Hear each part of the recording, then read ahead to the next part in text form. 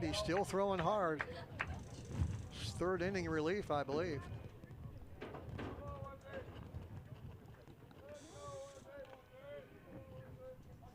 One pitch. Took a little off that one. Yes, he did. It's a nice little idea. They'll call it the changeup, and we're used to seeing a nice fastball. He could just be flipping it into the four-seamer and taking a little off. Andy's with the 1-2 pitch. Misses badly outside. Jacked a little bit more up on that one, didn't he, Joe? The old phrase, overthrown.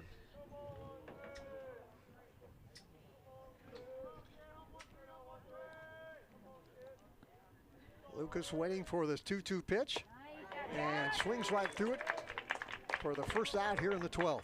Boy, Joe, what a great pitch. We call it get it up above the hands and into the eyes a little bit. And Andy's did the same thing. Watch the location of this pitch. Takes it up. It was a rope. Can't catch up to that one.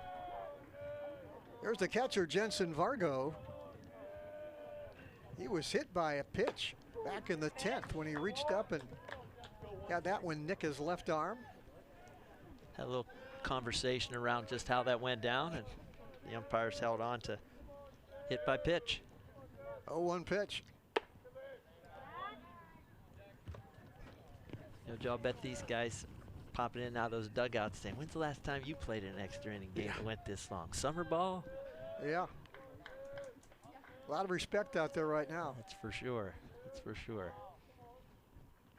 Nice pitch. Yeah, right there at the letters.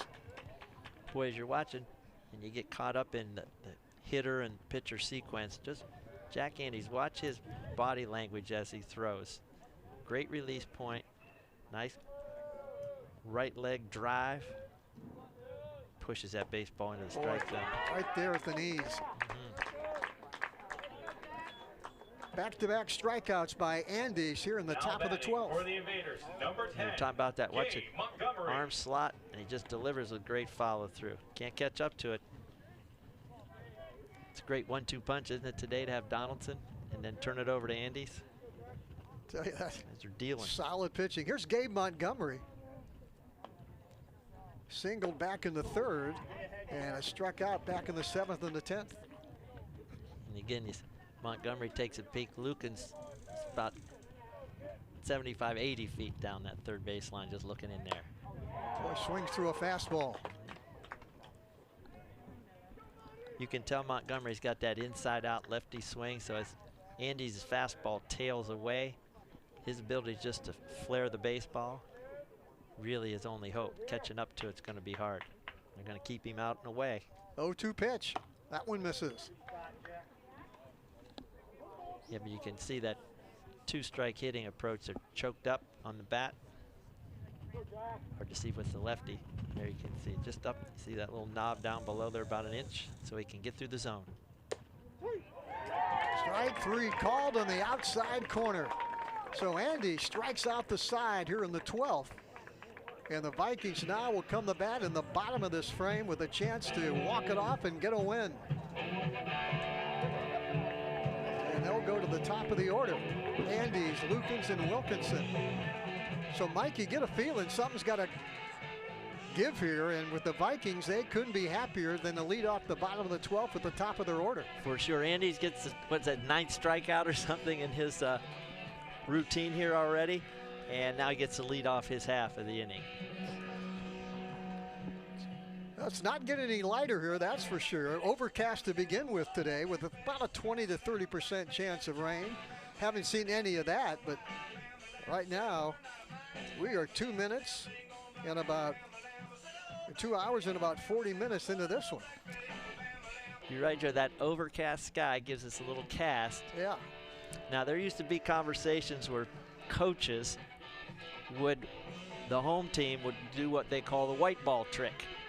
They would wait to introduce a new couple of baseballs to the umpire when it was their half inning. I got you. So umpires started catching on, and they say, nope, it's got to be the top half of the inning or we're not.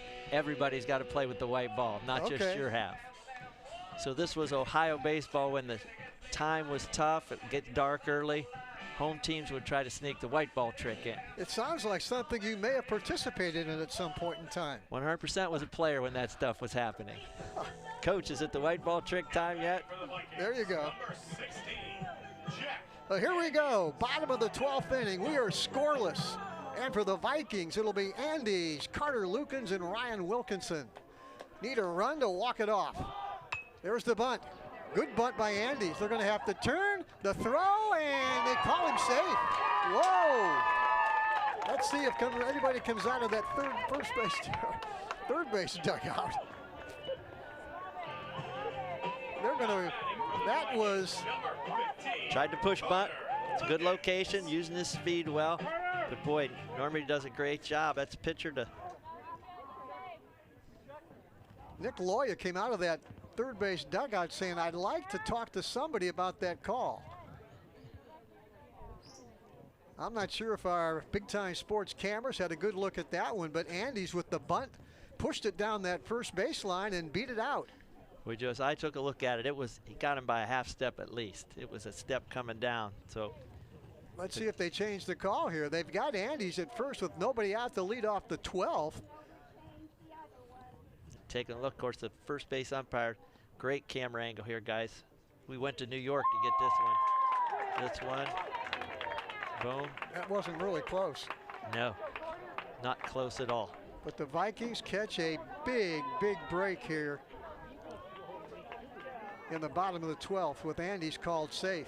And he becomes the winning run now at first base.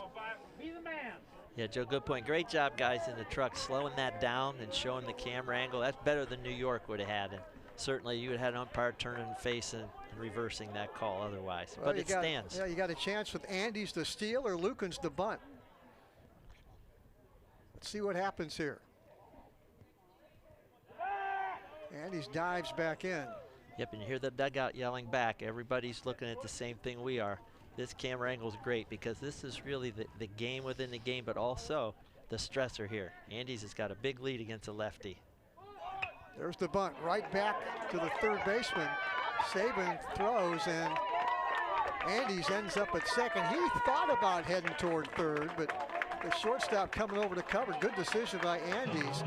And now he is out at second base as the winning run. Great job by Carter Lukens. Perfect textbook bunt. Deadened the baseball. Of course, you got the gun down there at third, taking care of it, saving. But this is where they have him. And that decision here by. They're going to walk Wilkinson to set up a play at any base. Yep, you've had that double play ball in the middle.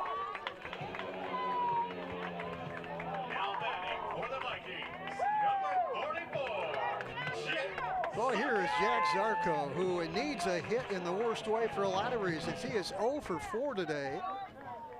Struck out all 4 times, but he would give that up for a base hit right here, wouldn't he, Mike? The most important at-bat is this one. Joe, you're right. And you're right about Jack Zarco. If he can just push that ball somewhere. We're going to have a pinch runner coming out now to run for Wilkinson at first base. Yep, J.R. Cook going to slide out there as a pinch runner. Cook becomes the runner at first. Andes the winning run at second. Still only 1 out as the Vikings bat here in the bottom of the 12th inning in a scoreless game. Joe, a lot of folks will say, why that situation? Well, you don't want an easier force out at second base if there's a bobble or some misplay. You want speed to get to the next base. That one breaks outside, ball 1.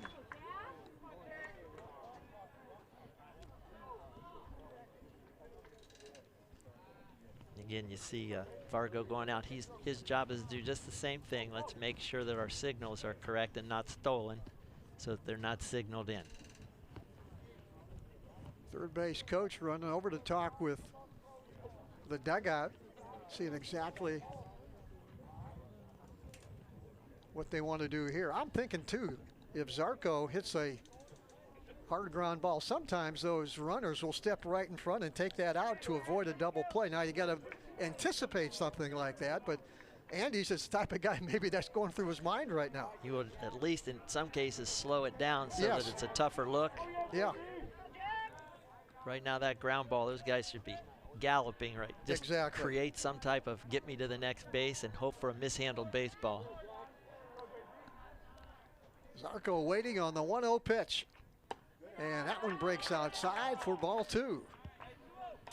Boy, a couple of hitters here have gotten ahead in the count, Joe, and it's let them do a little bit better work. Boy, big hold on the left side of that infield. Andy's with about an 8 or 9 step lead at second. He's the winning run. And that's in the dirt, gets away, and Andy's just going to hop over to third. That's all he needs is a bobble. Wow, a big, wild pitch or pass ball. Not sure how they'll score that.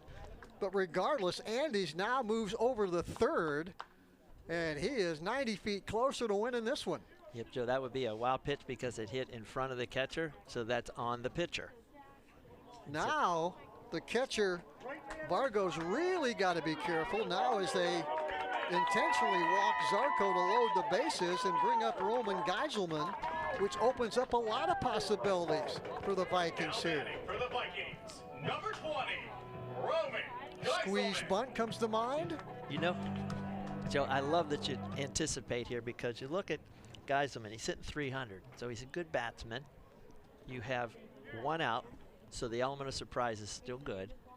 You got a lefty, so that means he doesn't see the runner coming down the line. Andy's got a pretty good lead. That's correct. So a lot of things would check the box to say, hey, let's do that early. And if we don't get that done, okay. With Andy, he's a speedster. He doesn't need much time.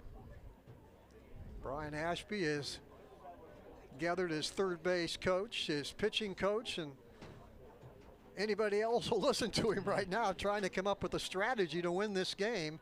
Here in the bottom of the 12th inning, a scoreless game. Everybody looking for one run that'll win it, and the Vikings have a great opportunity to end it right here. Yep, Coach Ashby taking a long conversation with Geiselman right now. So he's gauging comfort, also perhaps putting a little something in his ear about if he hears something in the count, we're going to go ahead and do it. Infield now will come in right at the cut of the turf. And Joe, they've brought the center fielder in to play behind the pitcher's mound. So you've got 5 infielders, 2 outfielders. You see this a lot now to take away the hit up the middle. Here's the pitch. And Geiselman takes that one. Well, they petitioned the first base umpire. That's ball 1. Did not follow through on the swing. Great job, guys, with your camera here. You see all infielders in their normal spot. The center fielder has come in and positioned it. You see him right there, number 18. Position himself just behind the mound to the hitter's side. 1-0 pitch, and Geiselman strings through that one, even at 1-1. Joe, uniquely here, that's still a tough double play ball from there. You're right. Andy's different angles than you're used to. 100%. So while it looks good, have you practiced enough to say we're going a traditional double play from that spot? Strike called right there in the corner. Brought that breaking ball in there, painted the outside corner. This is where guys' mental toughness, Joe, comes into play. And he's the runner at third. He is the winning run. 1-2 count on Roman Geiselman. And that's in the dirt. Here comes Andy. There's the throw, and the Vikings win it. On a wild pitch or a pass ball, we're not sure, but the Vikings are celebrating below as they have escaped, and that's the best way to put it this afternoon. They have escaped here with a 1-0 win over Parma Normandy, and they will move on to take on Massillon Tuesday afternoon at Thurman Munson. Worth one more look, Mike. A tough way to lose it for the Invaders. He came breaking ball, and the catcher didn't what we call block deeply enough. It came through the between the legs, and Andy's only needs a little bobble to get himself to manage. That was really a manufactured run. Tough way to lose if you're Parma, but set up well for how the Vikings play baseball. That is a tough one to lose for an Invaders team, the number 25 seed that came in here and came so close to upsetting the Vikings here. We're going to take a break. We're going to come back with our wrap-up show and name our player of the game right after this on Big Time Sports. Beaver Constructors is a full-service general contractor delivering top-notch commercial construction management, general contracting, and design-build services across Ohio. We prioritize doing things the right way, ensuring the highest quality in every project from critical infrastructure to facility improvements. Beaver Excavating excels in heavy civil contracting for commercial, industrial, and transportation sectors. We believe in making a positive impact through community involvement and client satisfaction. Joe Dunn, Mike Galena back at North Canton Hoover, where the Vikings have won it in 12 innings today in the first round Division II tournament game. They win it 1-0 on a wild pitch in the bottom of the 12th inning. And Mike, give me a quick summary, and how about our player of the game? Boy, let's just do the quick summary, and that is a pitcher's duel throughout, and we get ourselves through 12 innings and only 4 pitchers used, 2 on each side. Both relievers came in and did a great job. It was just Hoover prevailing, getting a base runner on, making mishandled ball, couple of tough pitches, and all of a sudden they manufacture a game-winning run. Exactly. You're watching the AltCare wrap-up show, which leaves us one more thing to do, and it's big.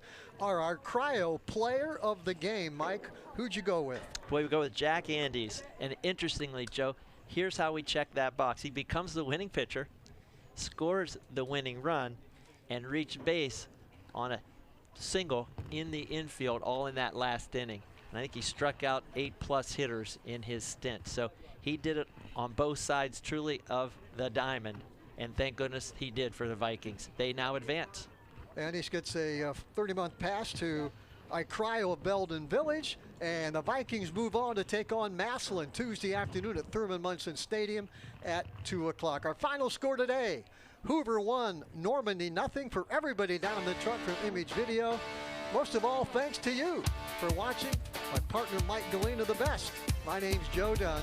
Watch a big game again right here on Big Time Sports.